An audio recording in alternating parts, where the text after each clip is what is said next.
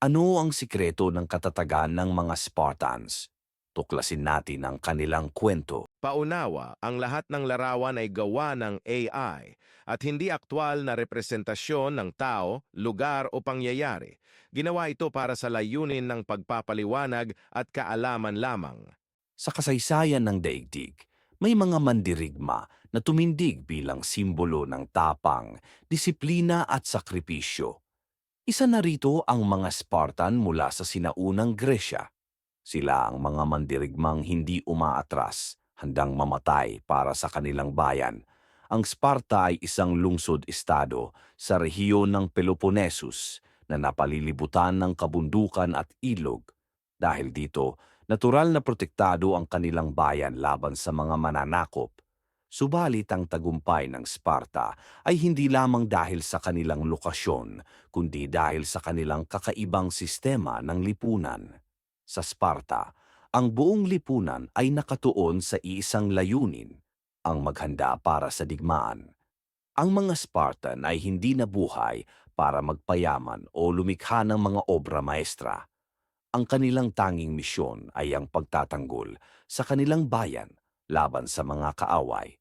Sa edad na 7, ang mga batang lalaki ay inihihiwalay na mula sa kanilang mga pamilya upang sumailalim sa agoge, isang brutal na programa ng pagsasanay. Sa agoge, tinuturuan silang maging matatag, matiyaga at handang harapin ang hirap ng buhay. Kahoy na pamalo ang gamit sa kanila habang nagsasanay. Walang awa ang mga tagapagsanay.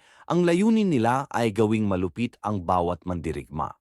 Wala ring sapat na pagkain sa agoge, kaya napipilitan ang mga kabataan na magnakaw upang mabuhay. Ngunit kung mahuhuli sila, kasama sa parusa ang matinding palo, isang paalala na ang disiplina ay mas mahalaga kaysa sa kanilang gutom. Ang Sparta ay naiiba rin sa paraan ng pagtrato nila sa mga kababaihan. Sa ibang bahagi ng Gresya, limitado ang mga karapatan ng kababaihan. Pero sa Sparta, ang mga babae ay itinuturing na mahalaga.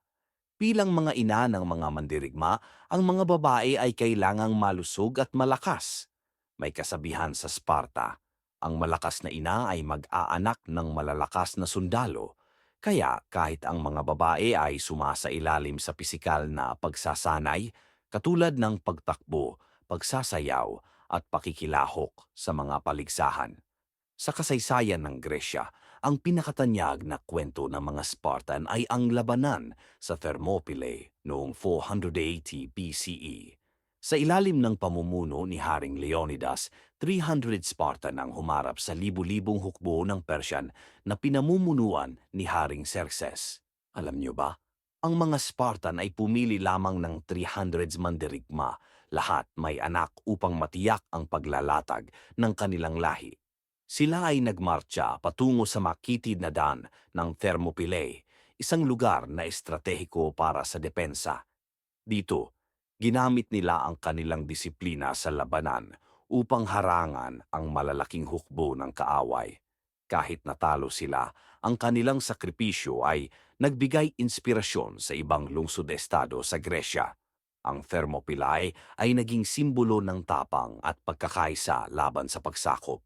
Ngunit kahit gaano kalakas ang Sparta, hindi ito nakaligtas sa pagbagsak.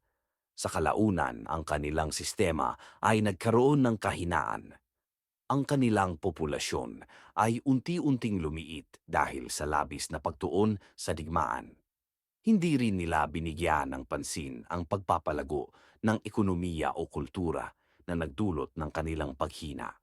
Noong ika-8 na siglo BCE, natalo ang Sparta ng Thebes sa labanan sa Leuctra.